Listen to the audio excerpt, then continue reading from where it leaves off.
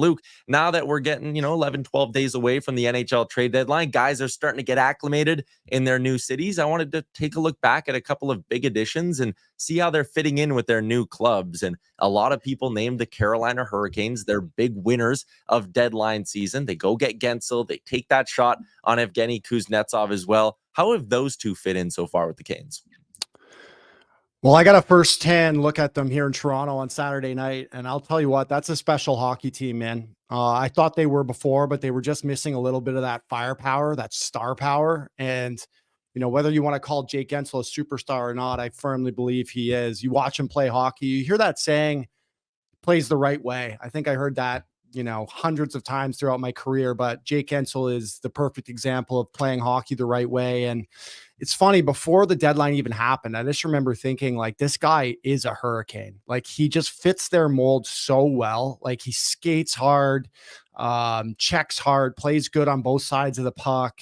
And Kuzi too, like, credit to him going and getting some help and coming back and getting another chance. And it's been, I don't want to say fun, because someone's going to have to play them at some point here in the playoffs. And it's become a 4-line team that comes at you in waves. And I'll tell you what, man, for my money in the Eastern Conference, that is going to be, if they get the goaltending, that is going to be a tough team to beat 4 out of 7, especially with the way those two guys have slid in there effortlessly.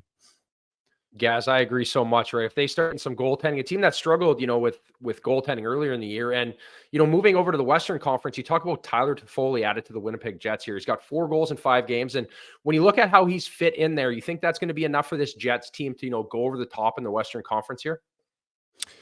I think so. Honestly, I've been hearing some more and more things come out about Winnipeg, and there was an account from a player talking about how he did it. He was anonymous, but he didn't think they, were as special as everyone was hyping them up to be. But when I watched the Jets play hockey, this is another team that's going to be really tough to beat. They walked into MSG last night and beat a really good Rangers team with Shesterkin in net.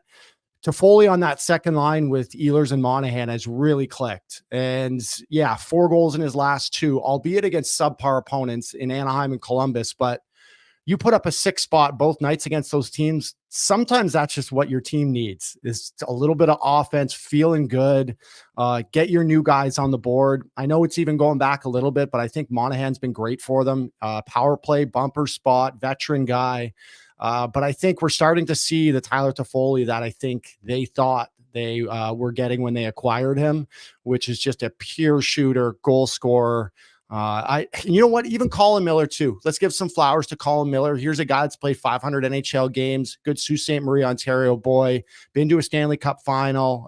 Made it to the Western Conference final with Dallas as well. The Jets made some good moves. It's a good hockey team.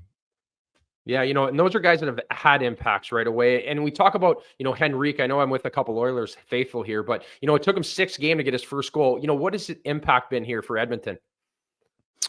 You know what? For Rico, I can see how they're starting to want to use him, and that's in that 3rd line checking role, right? 3rd line center, and they played them against the Suzuki line, albeit I understand this is Montreal. They're not at the top of the standings, but it's looking like this is going to be a checking line that Chris wants to play against other top units. And that's exactly what Adam can bring you, is just strength up the middle. And I'm glad he finally got his first one. It's always good when you get off the schneid. I'm sure he's feeling good. The smile was from ear to ear yesterday post game. And Ty was talking to you off air as well. Like, Sammy Carrick as well has been another great addition for Edmonton. And I know I don't want to say hyped him up, but here's a guy that I played with. He was a captain of mine in San Diego. He has a couple scraps already. Really big game tying goal versus the Avs on Saturday. I like what they've done up the middle. It strengthens them, gives them a little help. And Rico's going to be great on and off the ice for that locker room.